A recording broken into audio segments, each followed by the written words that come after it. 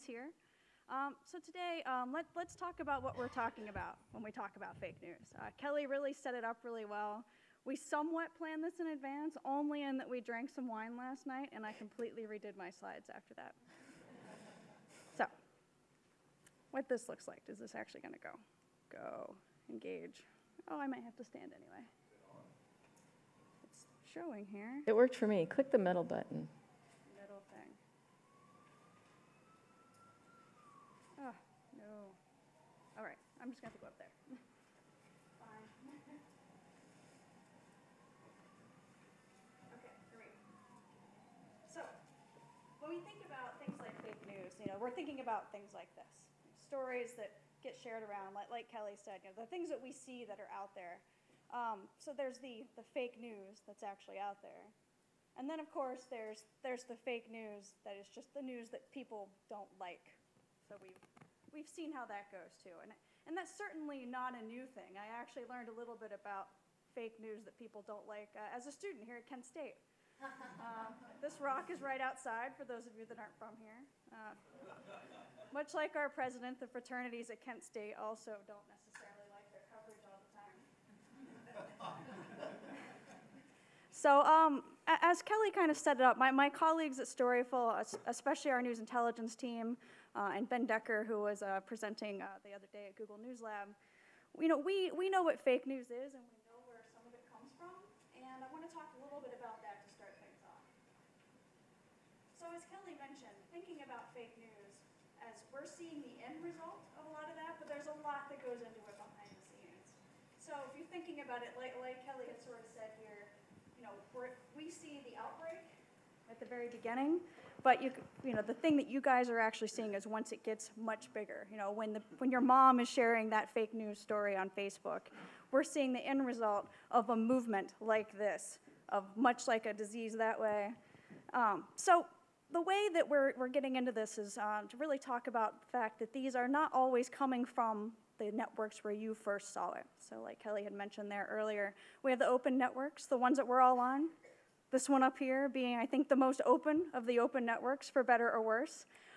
Then there are the closed networks, and actually I would say there's some that are somewhat in the middle, so networks that are person-to-person or selected individuals that can kind of come together in there. And then there is the mysterious dark web. And that is where a lot more of these machinations are going on. Now, sometimes this might be Macedonian teenagers pumping out fake news sites for profit, which is one aspect of fake news. But there's also coordinated campaigns that very much follow along with that kind of viral outbreak kind of approach. So when we're talking about the platforms involved here and how this all comes about, so this starts out with the content origination. So someone out there is making this for whatever reason. It's strategically communicated within these smaller networks. You might see some of these icons down here. It's okay if you don't know all of them because they're popping up every day. They're becoming more popular every day. Oh, I suddenly have a mic that's much louder. And then, they're talking on these networks and they're planning out, okay, how are we gonna get this out into the mainstream? How are we gonna get people to hear about this? And then they're tactically disseminating that information. How can we get this out just so the right person shares it, it gets onto the right networks, the people with the right information and the right followers, how do we get that to them? And then how do we amplify it from there so that it gets to regular people like you and me? So a few of the networks, and I'm not gonna go through all these because there are tons of them, but where a lot of this starts from what we've seen, especially if it's the more politically motivated fake news or the, to some extent, just out to punk people fake news, it's going to be starting on networks like 4chan, 8chan, Just Paste It, Ad Post It. We're seeing a lot from these places, Reddit as well, and Snapchat, even though those are used by lots of regular people, a lot of this kind of planning and tactical information is kind of going on those networks. And they're spreading out to more of the kind of less closed networks. So WhatsApp being a really popular one, but also around the world, Gab, Discord, Telegram, they're all very heavily used, especially in different countries, to actually start doing a lot more of that planning and spreading of that. And then it goes to fake news sites, the ones that you start seeing going around. It's going to make its way into Facebook groups, and then it's going to start breaking out. Once the right person's starting to share it, It's going to go on Twitter, it's going to go on Facebook, it's going to make its way into getting curated onto other sites where maybe someone else fell for it, and that's where we come into this. I'll come back to that. And then, it's starting to break out all over the place. Everyone's talking about it. It's on mainstream television. It's being reported in newspapers because somewhere along the way, what was fake became kind of real. I want to show you an example of this. This is one that we studied, particularly after the US elections and everyone talking about fake news. We kind of realized at Storyful that not everyone was looking at these things the way that we were. We were not terribly surprised by what we saw happen there because we had been seeing what was going on in these networks.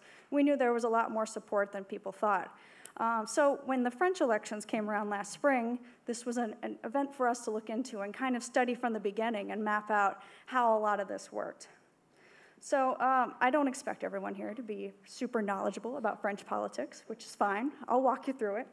So it's a classic fake news story that came about in the waning days of the French election. So on 4chan, which is up here in the top left, there was a document dump. It was supposed to say that the candidate Macron, who ultimately ended up winning, had a bunch of offshore accounts. He was draft dodging.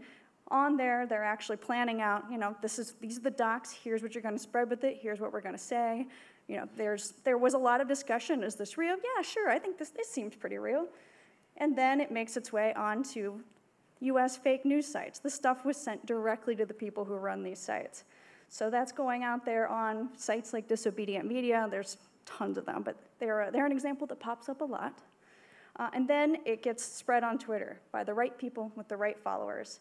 And then it comes back into those semi-closed networks where everybody's fervor is all getting churned up, and they're all going to go out and share it again out on their networks. And then it actually gets sent out by Macron's opposition as news. And that's as far as this went. This story was a big story, but this didn't get picked up by media, and honestly, it didn't get any real traction with any of the people in France that were voting. I mean, sure, some people did, but it didn't affect the end vote, and it didn't get news coverage. We're going to come back to why. But very much looking at how that became part of the outbreak. We saw the patient zero of where this started on 4chan. We saw the first point of where it's infecting someone else, how it starts spreading to one community, how it becomes a local problem, and then how it becomes a national problem when it's getting sent out by trusted people as real information. So I show you this example because, why does fake news work here and it didn't work in France? It's a very easy answer. It's because people don't really trust the media here. Every study has said that. We've seen this for years. It was funny because in planning for this, I think there was, in some email communication from Janet, it said, did fake news lead to kind of a lack of credibility in the media? I think it is the opposite of that. A lack of credibility in media led to fake news. Not that fake news is new, but the reason why so many more people want to embrace it now is they don't necessarily trust where they're getting news right now. So there's a lot we can do about this. The main thing is, honestly, we just can't be who they say we are. That's the first thing, and we kind of have to be honest about that. We can't be who they say they are. So that means we need to be verifying everything that we're putting out there. We need to be accurate about what we're putting out there. We need to be transparent about how we're doing our work, how the sausage gets made, telling people about how this process comes together. It used to be a thing that we talked about like 10 years ago, and then we sort of let that go to the wayside. And we need to also be really serious about people's privacy. That when we're talking about social media in particular, we can be really kind of rude as a media about how we might amplify people who weren't out there to be amplified. So that's another thing to think about. I could give a whole talk about just that, but privacy is a big part of that. And also authenticity. And I'm meaning knowing your community and really being a part of that.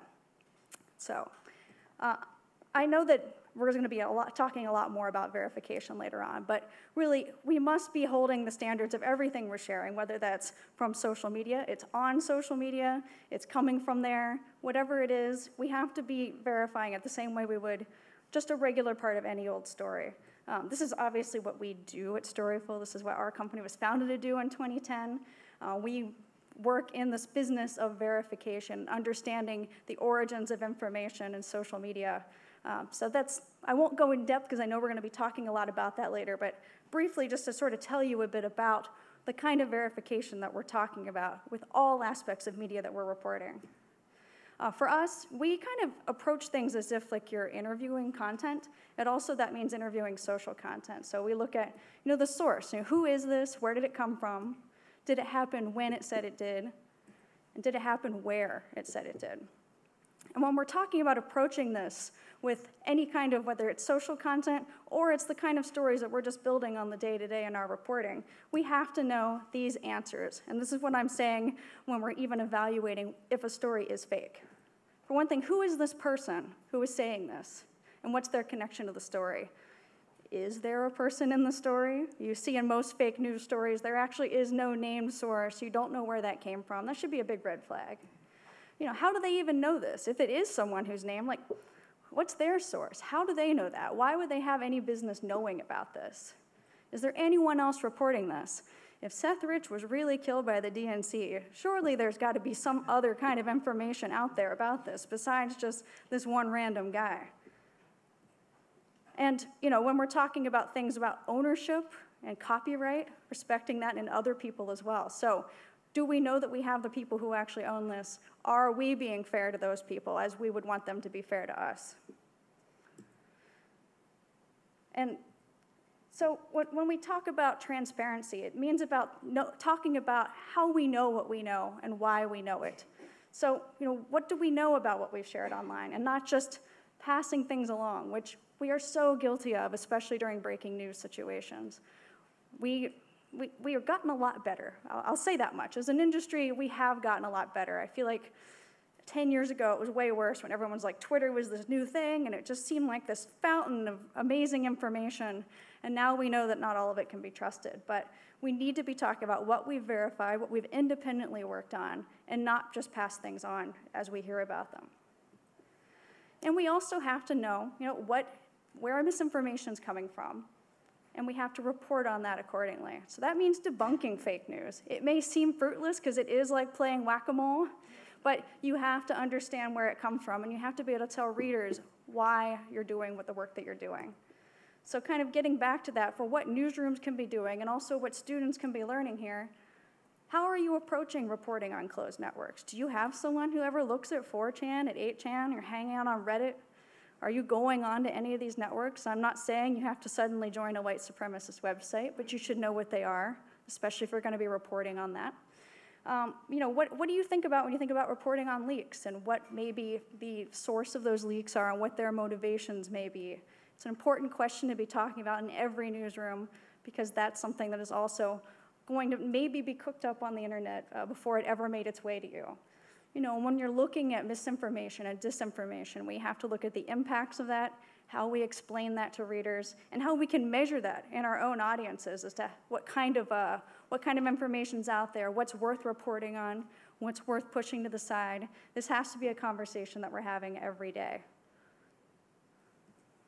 But getting back to that point of trust, and maybe hopefully setting up myself really well here. I'm a big believer in local news, and we know that trust is local. We have tons of studies that say so.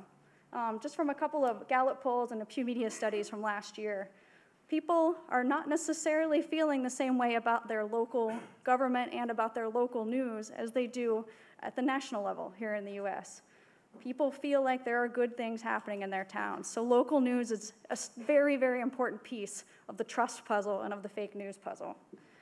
But a major problem with this, and a theory that I have about why we've kind of gotten here, is because of this, and something that we've seen a lot of. There are a lot fewer journalists now than there used to be. And more importantly, there are a lot fewer journalists locally than there used to be. It used to be that people would know the journalists in their hometowns. They would know their kids go to the same school, they'd see them at the grocery store. They weren't this mysterious other that was just out there, maybe on TV, maybe just someone that they kind of read about on the internet sometimes. I mean, at this point, 1 in 5 journalism jobs is in New York, LA, or DC. I'm very happy to have one of those jobs, but I think that we could be doing better. And if you want to talk about trust, this is one of the reasons why a lot of people here aren't necessarily super into what the national media is talking about. I grew up here in Ohio. I'm from Zanesville. I'm very used to seeing reporters parachute in every 4 years to come and talk about what rednecks we are and poke fun at us and eat funny things at a county fair and act like this is how we are all the time. That doesn't fly very well. And when that's the only media that you ever see reporting on you because there's not that much local anymore, people aren't going to feel that good about the media at large, and they're not going to find it very trustworthy. I'm going to say, though, that not all hope is lost. There's some really great local journalism projects out there that are really connecting with the community. If you haven't checked out this site, 100 Days in Appalachia, it's amazing.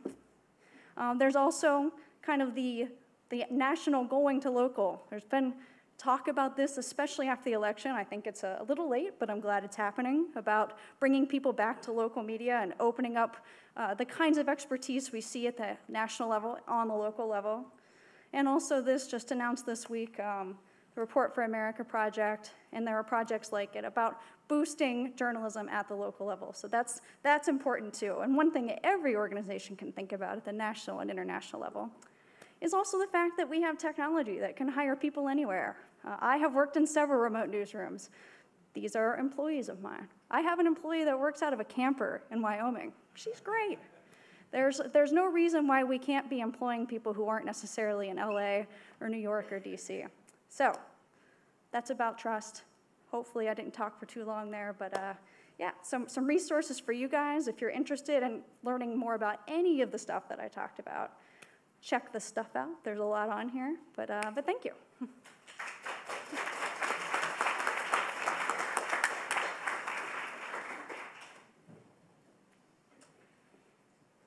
I don't think Mandy quite realized how well she set me up. It is fantastic to be here at Kent State, not just here at Kent State, but here with so many friends and colleagues that I've met throughout the years. And what Kelly didn't have a chance to mention in the bio was I spent 2 tours of duty at the Akron Beacon Journal, where I literally came of age as a newsroom leader in a lot of ways, and so it's thrilling to have a chance to be back. Kelly and I were both at a Google News Lab event over the past couple days, and she and I both appropriated items from Claire Wardle of First Draft, and the title is appropriated from Claire. Which is, it's no longer appropriate to really use the term fake news because, as Kelly noted in her intro, there are actually several different definitions of what is rolling up now under this label of fake news. And so I want to bring you up to speed on some of those, the implications for local newsrooms, and tell you a little bit about a really serious addiction that I have. As we mentioned, I grew up grew up in Cleveland, went to school in Bowling Green, started my career at the Springfield News-Sun, Springfield, Ohio, in Clark County. And Clark County was actually, a journalist in Clark County was actually in the news recently. It was because a young man who was a photographer for the New Carlisle Daily News, a small paper in western Clark County, was mistaken by a police officer for somebody holding a gun. And said a law enforcement officer shot the photographer. I kid you not. And I had this flashback to 1987, also in Clark County, Ohio, when a county constable pulled a gun on me because I happened to be reporting on a triple homicide, and mysteriously I looked like the suspect. So I had great great kinship and great affinity for the photographer. But one of the things that that Mandy alluded to in this is that because of the demise and the decline of many local news organizations, people don't interact with journalists in communities like New Carlisle and communities like Springfield as they did in the past. And I think that's in typically over time, once a local journalist is around, shows up at enough crime scenes, he or she is actually recognized by most law enforcement. The interesting thing about when I got a gun pulled on me was I was brand new in town. I'd been at the newspaper literally for 3 weeks. And the officer, once he realized his mistake, apologized profusely, but said to me, "I'm not going to let you go to the crime scene because somebody is going to shoot your head off. You're new in town, we don't know you." And it turned out that I managed to get to the crime scene and happened to see our full-time police reporter walking toward me, laughing his behind off because he heard the radio chatter of the person who pulled the gun on me. And the suspect was a black man, 6 feet tall, with a mustache and wearing glasses, and so was our police reporter. But they knew him. They knew each other too. In this case, it is such a small town. But of course, he didn't realize he knew him until after he shot him.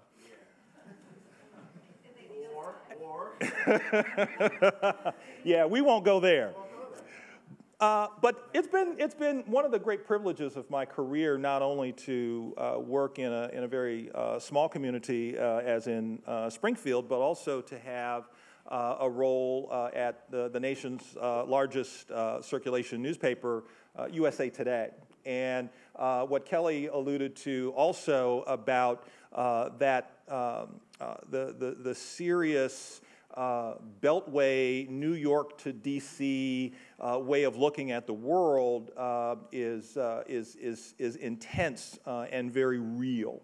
And so an obligation that we have is to make sure that we are exiting that bubble and being in places where we would not be. That's one of the great advantages of the USA Today network, is that we are in regular contact with journalists throughout the country in communities large and small. And my travels take me to a lot of those communities. And particularly when I travel to Texas, I get excited about this. For those of you who've never been to Texas or any place in the Southeast, this is a double meat, double cheese Whataburger. It is the greatest hamburger on the planet. And people literally have serious addictions to this hamburger. And one of Whataburger's literal physical shrines is this Whataburger restaurant, which is on the bayfront in Corpus Christi, Texas. Whataburger was founded in Corpus Christi. When Hurricane Harvey hit Corpus Christi, the first person who gave me news from Corpus Christi, knowing what I care very deeply about, said to me, "The Whataburger by the bay is still standing." I was thrilled. So imagine my surprise when I'm scrolling through my Facebook feed one day and I see this. And yes, I am a professional journalist of 30 years experience. I care very deeply about what Bill Kovach and Tom Rosenstiel define journalism as, being the discipline of verification. But I will tell you in this moment, I had issues. I'm like, oh my God, what is going on? So, needless to say, I paused, started doing a little bit more research, And certainly my friends at Whataburger realized that, hey, this is a problem. We've got to respond to it. And so this is what they put out. The story doesn't end there, and we'll get back to that. But kind of expanding on some of the points that Mandy raised a moment ago, I want to talk a little bit about how fake news gets traction and its practical impact on newsrooms and on organizations. And the first is that today's news ecosystem is easily manipulated. It is easily manipulated, in particular, by people who understand how the system works.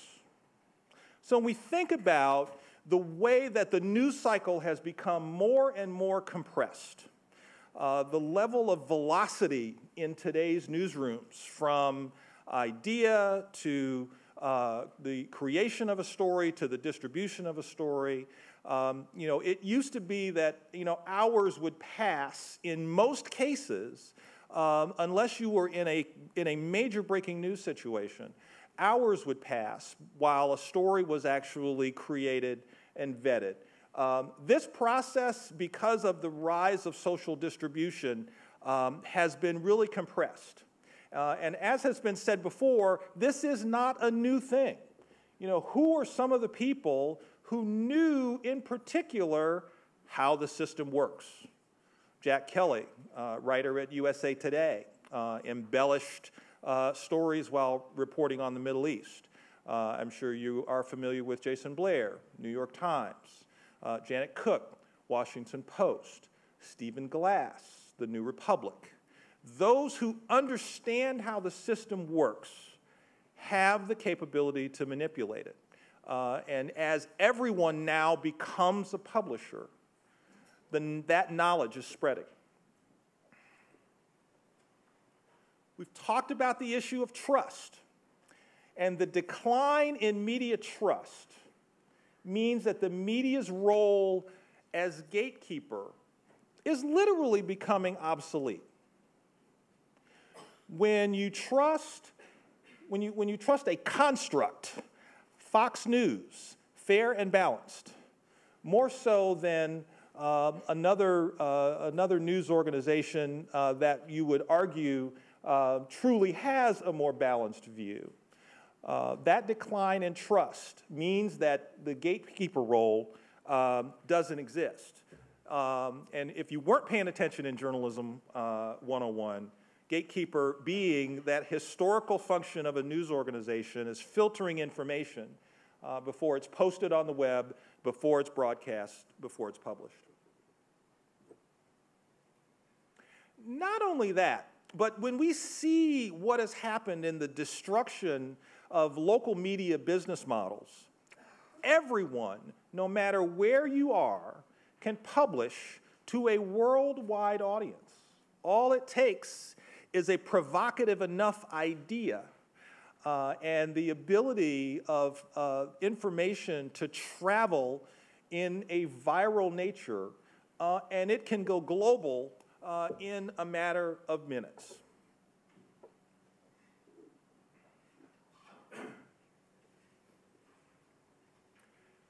The other issue is that news organizations writ large are slimmer and smaller. Mandy showed the chart from Poynter that used data from the annual employment survey of the American Society of News Editors that showed the dramatic decline in newsroom employment since the mid-2000s. Smaller and slimmer news organizations mean fewer and fewer layers of content review and verification. Again, if we subscribe to the theory that journalism is the discipline of verification, more and more information is published, broadcast, and distributed with less verification than before. And so you might ask, okay, all of these things have been happening. and not all of them are brand new. What is new? What is different about where we are right now? And it is that historical norms of behavior are being obliterated by those in power. It used to be, and for the public relations practitioners in the room, what has been the cardinal rule of public relations? Never lie. Never lie. Well, when you think about those who are creating content, distributing content with the intent to deceive, that historical norm is gone. When we talk about operators, whether they're in Washington, whether they're in state capitals, political operators who wish to shape public opinion to their own ends, there is an intent to deceive. Historical norms are being obliterated.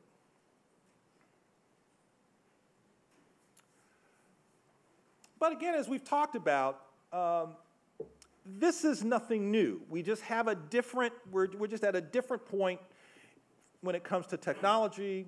We're in a different point when it comes to the norms of leadership and the norms of culture. Everyone remembers this.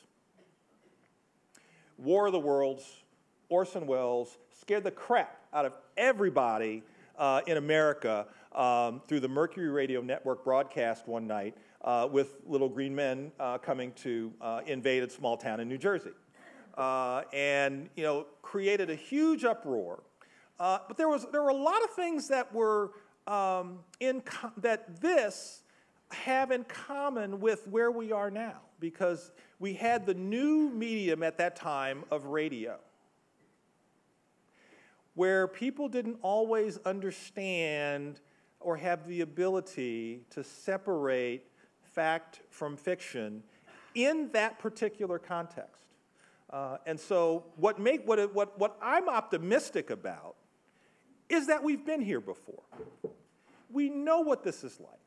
And over time, there will be efforts both within journalism, but also within society to help people grow in terms of their ability to discern, in creating, not only, worldwide people who can distribute content worldwide through their social feeds, but also people who can discern what is true and what is not, and a lot of efforts going on there. But I want to go back to kind of where we are now and talk about the practical impact of where we are today. This is the practical impact of fake news. And again, we've talked about this at various times. Diminished trust in legitimate journalism. Anybody can be a content creator. Anyone can distribute information on a worldwide scale. Media brands truly matter. And I think the challenge ahead for news organizations is reinforcing their brand and their approach as trusted purveyors of information. The second is the real-world consequences of fake news are potentially dangerous. I don't know how many of you have heard of the story, the false story that circulated regarding a child abuse ring that was operating underground in pizza parlors, including a particular one in Washington, D.C. And the District of Columbia Police actually arrested an armed man whose intent was, after reading those stories, to go into said pizza parlor and potentially do some damage. there are real-world consequences of this that we have to really focus on.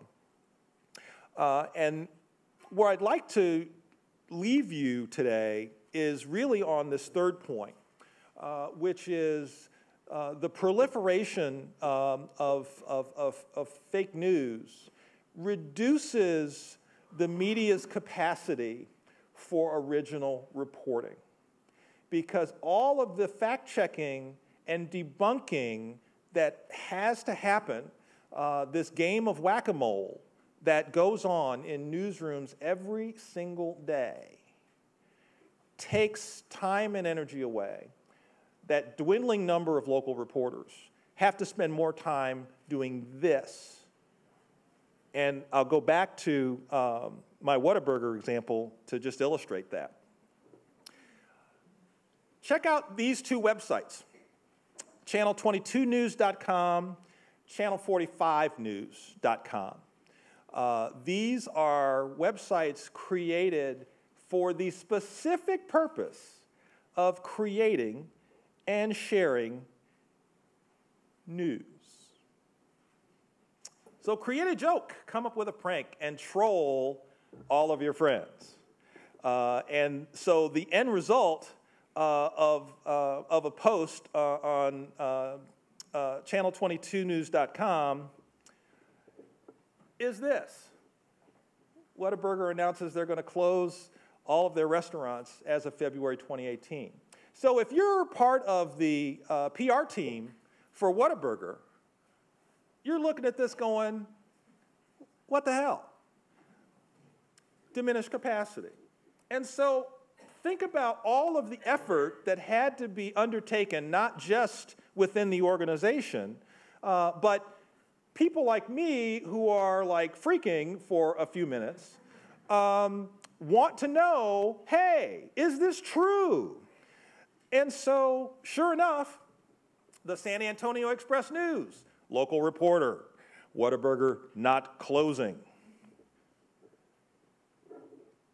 Whataburger puts a stop to fake news. One more, local story. A third, local story. So think about this. A local reporter who should be serving as a watchdog of city council, what's happening at the school board, is instead knocking down the story everybody is talking about this morning, the rumor that Whataburger is closing all of its restaurants. One more. Again, local reporter has to do this. And then finally it comes full circle, and Snopes.com, in literally Snopes being the end-all be-all arbiter of what is true and what is not, and they're into it. But we literally have a site created to create fake news and share it. And these sites are still up. We had a conversation with the leadership at Google at this new Google News Lab meeting earlier this week. And one of the questions was, you know, can sites like this be blacklisted in such a way that they don't necessarily show up in search results? And that opens up an entirely different can of worms as it relates to the First Amendment and free speech.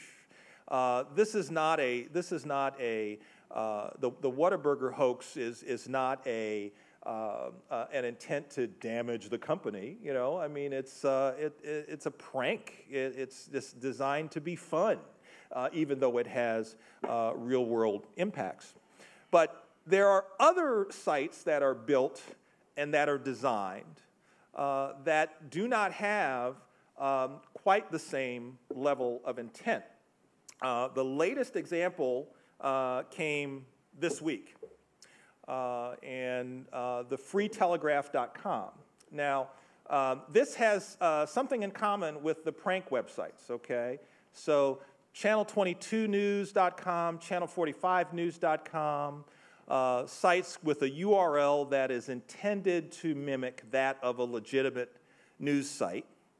And so here we have the Free Telegraph. What I love about this it says, never miss an update from the Free Telegraph.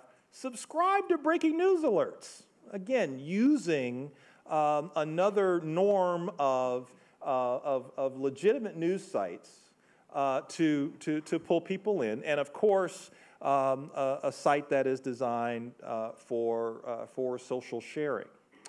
This site was created by the Republican Governors Association and is intended to share under the guise of news information that is favorable to members of the Republican Governors Association. And so you've got prank websites, but you also have sites that are established with an intent to push a particular narrative. And these are the kinds of issues that my colleagues in newsrooms across the country are trying to grapple with every day. So with that, we'll turn it back over to Kelly. Thanks a lot.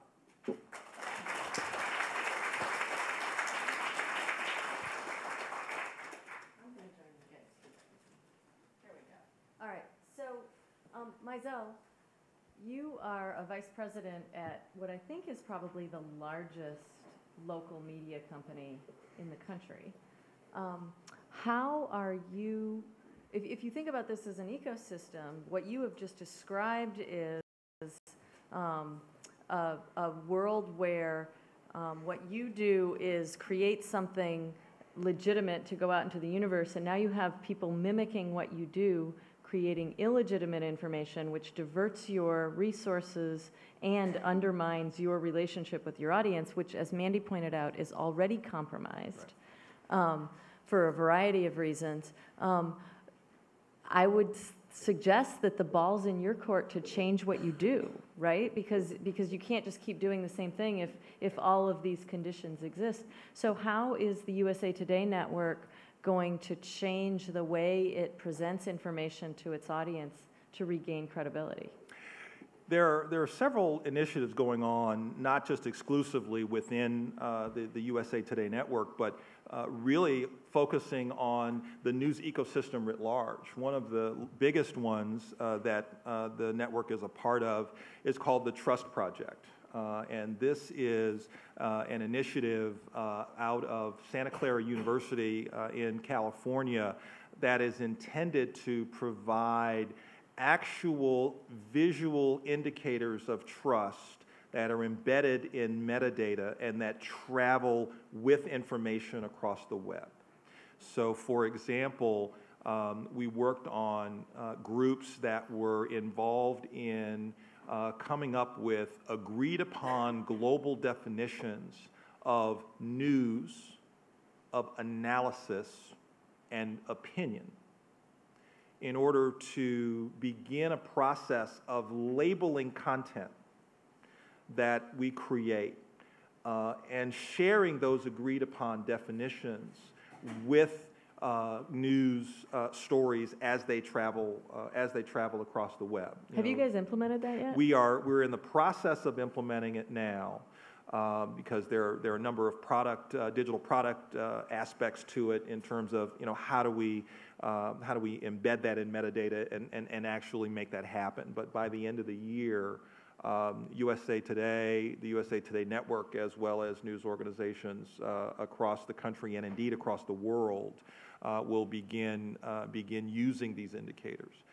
I think the other thing I want to mention is as we think about our company and our business model, it is about creating a strong and trusting relationship with our readers. And we have oftentimes been envied because when looking at local media in the context of legacy print, we have a relationship with our subscribers. We know who they are, we know where they live, we drop something at their home every day.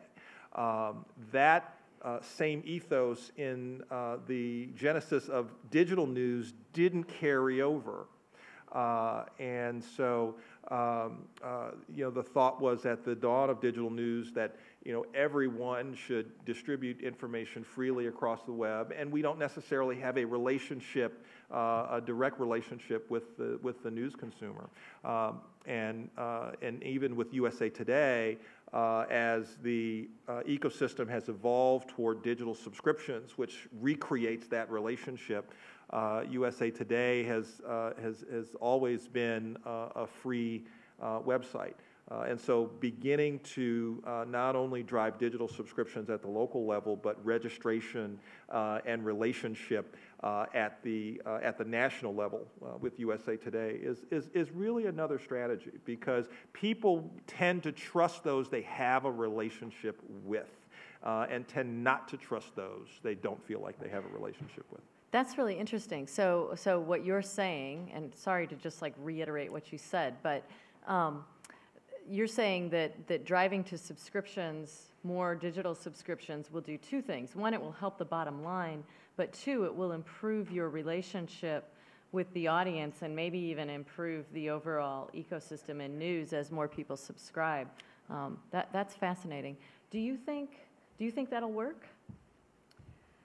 I think that whatever newsrooms can be doing to really be out there in their community is important. I think we have to be thinking beyond digital. Digital's the easy answer. As a digital journalist, I know that's like a kind of eye rolling coming from me, but I think that the more that we can be getting feet on the ground, more importantly, I think is going to be the real key there of people who are in the community and newsrooms that are to some extent opening themselves up to their community. I think that is going to help with the true relationship building, where people are going to be able to actually interact and see face to face that these are the people that are covering my community, that they live here too. I think that part of it is going to be kind of the real key at the local level for a lot of these papers. And But I mean, we've seen a lot of that movement The business happen, model yeah. is going to have to be recreated in order to throw all of these trends into reverse.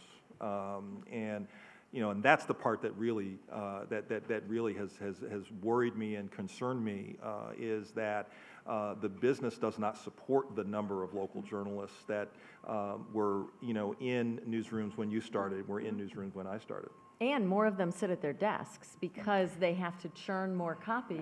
It takes longer if you have to leave the office to go tell a story than if you can just stay at your desk and do it. Yeah. So how often do you get out of that corridor and into some other place? Wow, I actually live on airplanes more often than anywhere else, so I'm That doesn't count, that doesn't get to count, no. And even airports, those don't count either. No, definitely, and I think I think that there's kind of a lack of experience with the rest of the country, and living in New York now as a non-New Yorker, I've never felt more Ohioan than living in New York, let's put it that way. And I think that there are people everywhere in our industry and outside of the industry that I think don't know enough about the rest of the country.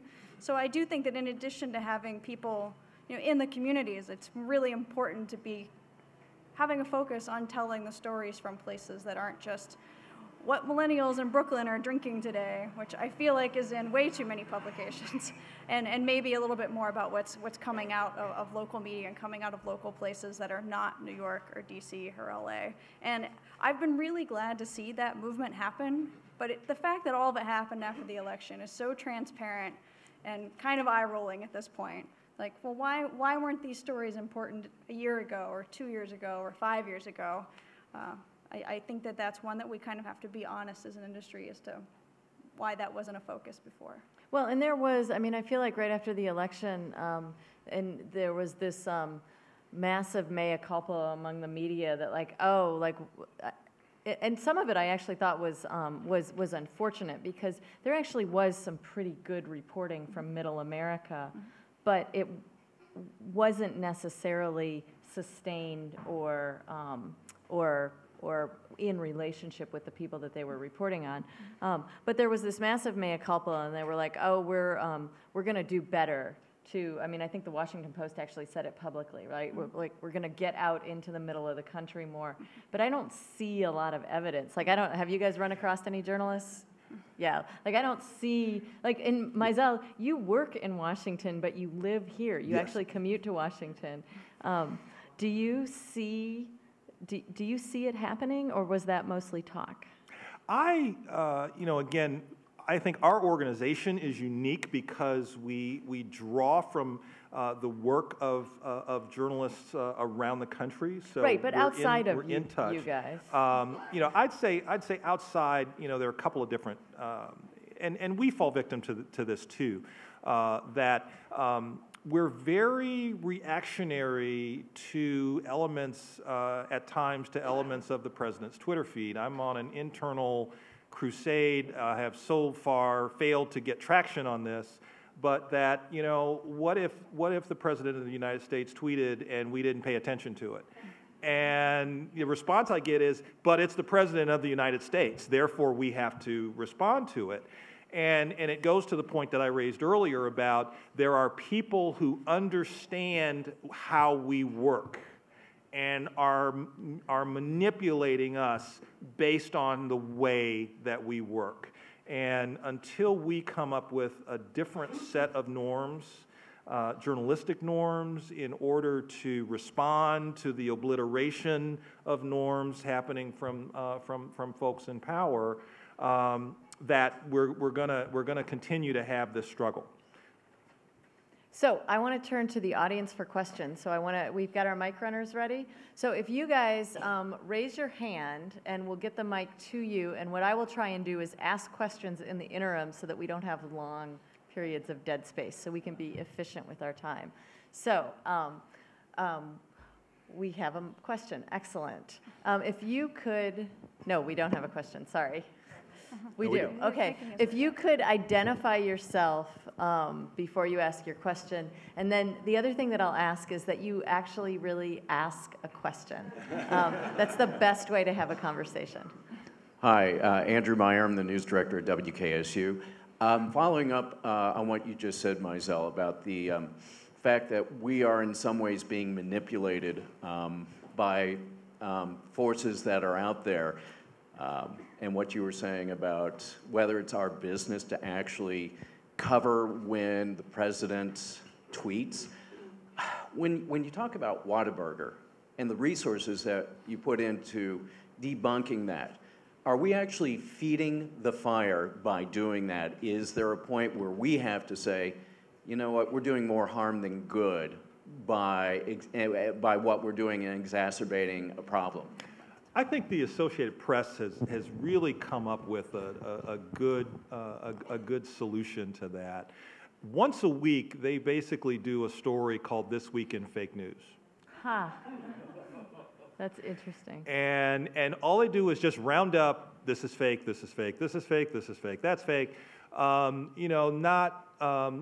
spending a whole lot of time on it. But what was really interesting was the website that I showed earlier from the Republican Governors Association. The AP broke that particular story, and I think it's a matter of degree. I often think that alternative story forms are really good opportunities to push information out, but not spend a lot of time on it. And so imagine if the story that was created for the Whataburger hoax was Whataburger closing, not true, that's it. And maybe just that's the headline, and then the body of the story is that we're not going to spend any more time on this because it ain't true. Mandy, you guys actually spend a lot of time trying to figure out what to debunk and whether you'll make it worse by debunking it. How do you guys think through that? I think that the key, and I mean, especially when we're talking about local, but I think it applies in every news organization, is knowing, like, is debunking this going to make an impact on the overall traveling of this story? And especially if it's something that is going to do harm to people. If people or businesses stand to be damaged by this, I would say it's our duty to go out there and debunk something like that. It is difficult because the truth travels a lot slower than the fake news often. It's not going to be as viral, it's not going to be as interesting. I think it very much gets to what Mizell was saying, that, like, kind of taking advantage of alternative story forms, of making something that's a lot more shareable is going to help make the correction go just as viral as the original.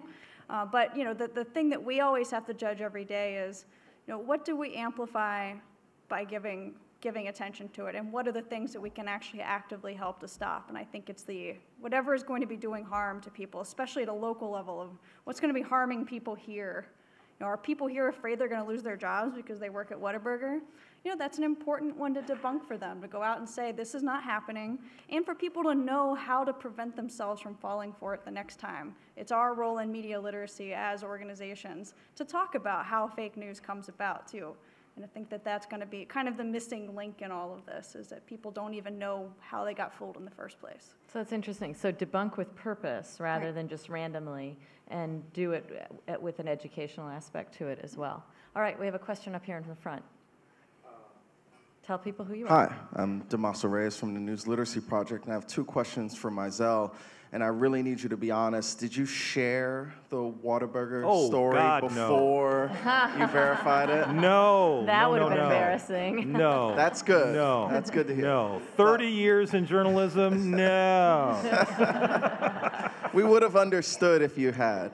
But the second and more serious question is, within Newsroom, within sort of digital-first news organizations, is the rush to be first overriding the other journalistic principles to verify as a journalist and, more importantly, as a consumer of information? I don't remember who was first. I do remember who was accurate and who got it wrong. And I feel like there's a lot of inside baseball within news organizations to say, we broke it first, we got it first. And my impression is that the public doesn't know or really care about that, but they do care about who's doing the deepest reporting, who's being the most accurate. I would say, and I alluded to this in my presentation, that it's less about the rush to be first than the reduction in layers of verification. That the number of people who are asking questions of content before the button is pushed is not what it used to be.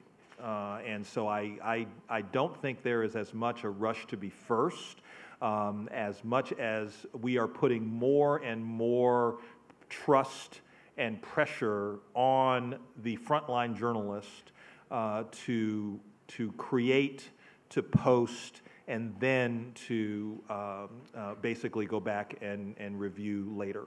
And that's the insidious part of things. And so, again, where people are really capable of taking advantage of the media is, I would say, taking advantage of trust internally within the organization.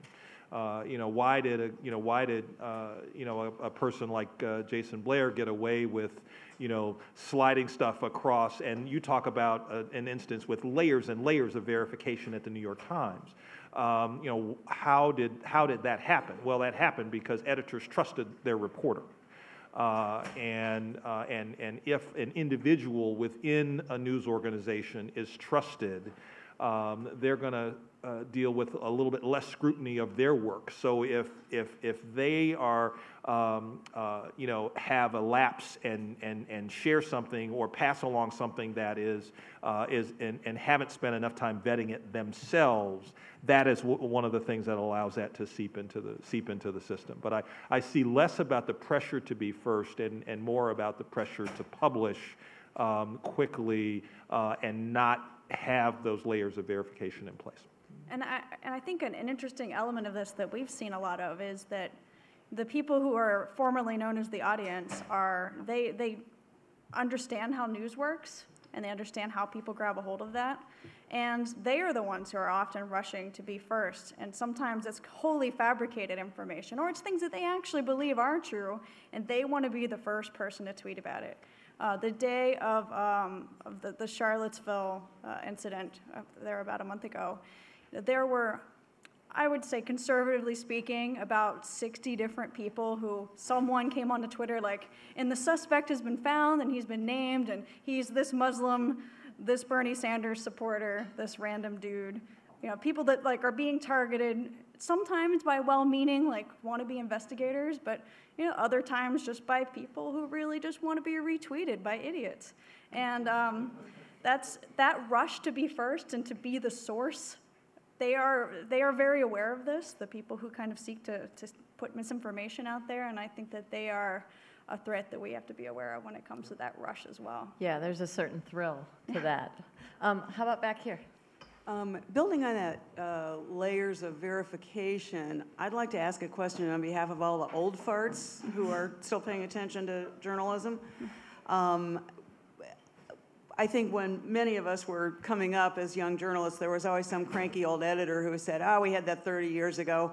Go dig up the clips." And nowadays, if it doesn't pop up on 2 pages of a Google search, people don't remember. Journalists don't remember. We just had actually an 11-way mayor's race in Cleveland, 9 candidates on the ballot, and the guy who came in 7th, a guy named Bill Patman, was involved in some very shady dealings many, many years ago, like maybe 30 years ago when he was on city council.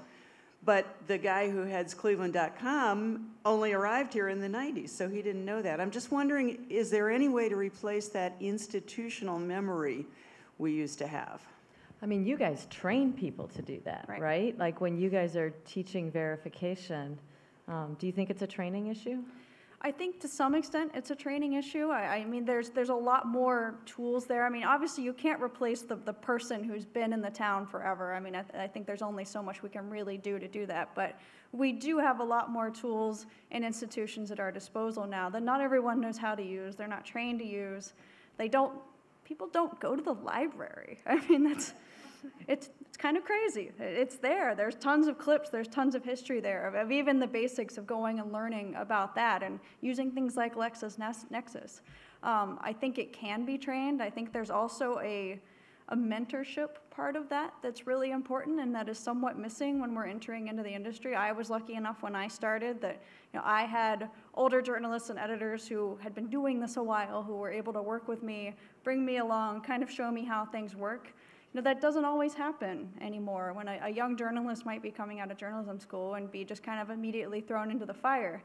And for us at my organization, it's something I take very seriously, that when someone joins us, I would say really on the low end, I expect for them to have 3 months to be trained before they are fully up to speed to where they would be a part of my staff. And I don't think that we're necessarily giving people that time to learn the tools and to learn the community the way that they should if they're going to be covering something like that. Yeah, I saw Angie Holland give a fabulous training at WAMU in Washington, and it was teaching them exactly that. It's like once you've exhausted Google, what are the next 8 things that you can do to verify something? And it was revolutionary to some of the young reporters there. The old reporters were rolling their eyes, and they were like, "Of course." But that speed, right? Yeah. Trying to get something up quickly.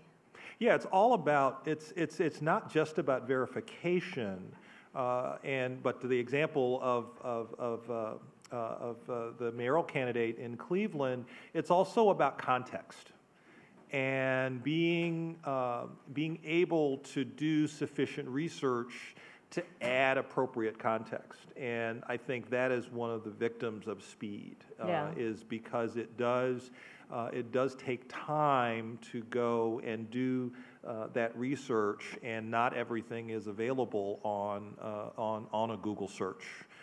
You have to be able to dig even deeper, and one of the responsibilities that I have is making sure that our journalists have as many of those tools at their disposal, such as LexisNexis, so that they can get deep into archives and we've been a leader in the industry in digitizing archives as well, so that the old print archives, which are not in LexisNexis, also make their way and are searched to an electronic database and are searchable in that way. That's great. All right. I know we have 2 more people with questions, but Janice, I can do 2? Okay. So we'll do right here. Introduce yourself and efficiently ask your question. Me. Hi, can you hear me? Yeah. I'm Lee Berry. I'm with Kerman Communications and Newsline 360 as well. I have a question about the audience for news, because it would seem to me that the only reason fake news can really work and be viable is the fact that the marketplace wants it or appreciates it or is going for it. And I'm thinking that we tend to live in kind of an anti-intellectual world these days where you know, there's all these great things journalists can do, analysis, you know, et cetera, but yet, does the audience care to get news analysis and really think about it? And as an example, I remember when cable news first started, because I'm that old, there was the promise of this 24-hour period of time which cable news could cover many, many topics and put everything in perspective. And today's cable news tends to be, let's talk about today cable news is the front page ad infinitum. One or two stories that are reported on for days at a time, and every other issue that's going on, you know, is just kind of ignored. So where is it? Is that because the audience doesn't care to really know things anymore? Let me ask Mandy to jump in on that one. Do they, because we talked about this at Google, but does the audience actually want real news? You know, the audience definitely wants to know everything. I mean, people want to know more than they ever wanted to know before. I mean, we've all fallen into like a Wikipedia rabbit hole before. I mean, I think that's something that is underestimated, especially amongst young people, which really drives me crazy. I think that young people read a lot more information than people would suspect. The issue is, I think that we're definitely reading everything through our own silo at this point. We're so politically separated at this point in time that anyone who's out there looking for information can and will just go look for the information that backs up the stuff they already believe. And they won't really always look behind all of that. They think it's real news. I think that they think that, well, this is the real deal. This person gets me. It's these other people that can't be trusted. And they're pursuing this. And it is very much getting back into kind of breaking through the middle again, which is really eye-rolling to say, I know, but that is what's driven so much of why people go to what they go to. I mean, I see the division between the news I read and what like my parents share on Facebook, and it's worlds apart. You know, they actually stayed at my home last weekend. I was on vacation. I get the New York Times. They didn't even take it out of the bag. I was like, you got to be kidding me! You didn't even read the New York Times. My mom was like, fake news. I don't read that. That's crazy. So yes, they want real news, Yeah. but they also want to reinforce their own worldview, and those are sometimes competing interests. Definitely. Yeah, and I think too, to your point about cable news, I often say that if we took all of the actual news that people cared about and put it into a single script, one person reading from a teleprompter would go nonstop for about 4 hours. That leaves 20 more hours to fill. And so what is it filled with? It is filled with an endless repetition of opinion about those stories. And so I do think that the audience has been conditioned to expect opinion masquerading as information. And I think that has really created a fertile climate for the filter bubbles that people are living in. Those bubbles that, you know, I'm taking in, you know, information and opinions about information that I happen to agree with. Well, and Jan is giving me the hook, so I'm sorry we're not going to get to your question there. But I will point out one last thing, and that is, we've said this at this conference over and over again, the audience actually gravitates much more to opinion also. And where if you looked at the infrastructure of news 20 years ago, there was a small amount of opinion, the columnists and the editorial pages, that maybe were at the top of the pyramid of news. Now those are the foundation of news, that there's more opinion than facts that are created every day in the news ecosystem. Because they're cheap. Because it's easier. Yes, and the audience gravitates toward them. So there's two reasons. Some opinion writers still rely on that. It's true, but you used to work in a rarefied world, right? The columnists used to be rare and few and far between. Just reading in that white. Yes, and now now there are a dime a dozen. So we will take a. So first, let's thank Mandy and Mizell.